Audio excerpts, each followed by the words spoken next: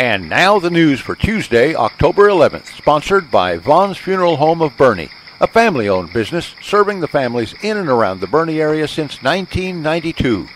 They take care of everything, and their phones are personally answered 24 hours a day, 7 days a week.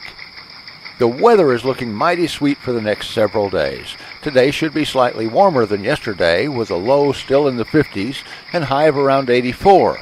Wednesday's low could be around 67 with a high of 87. Thursday's temperatures are forecast to be about the same, but with a chance of scattered thunderstorms with accumulation of very little. The remainder of the next 7 days is likely to be much like today. The record high for this date was 96 degrees back in 1926, and the record low was 43 in 1990. The sun rose this morning at 7:34 and will set at 7:07 this evening for a total of daytime of 11 hours, 33 minutes. We have a waxing gibbous moon with 75% of the moon's surface illuminated, and the full moon will be this coming Saturday, the 15th. The Boerne Police Department is taking back unwanted prescription drugs on October 22nd at the police station located at 124 Old San Antonio Road from 10 a.m. to 2 p.m. The police department and the DEA will give the public its 12th opportunity in 6 years to prevent pill abuse and theft by ridding their homes of potentially dangerous expired, unused, and unwanted prescription drugs.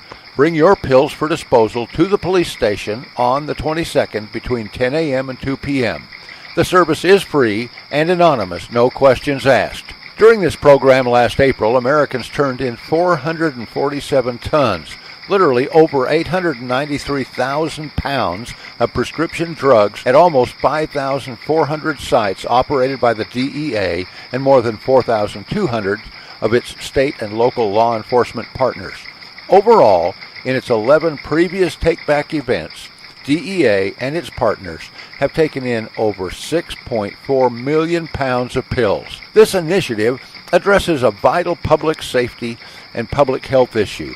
Medicines that languish in a home cabinet are highly susceptible to diversion, misuse, and abuse. Rates of prescription drug abuse in the U.S. are alarmingly high, as are the number of accidental poisonings and overdoses due to these drugs.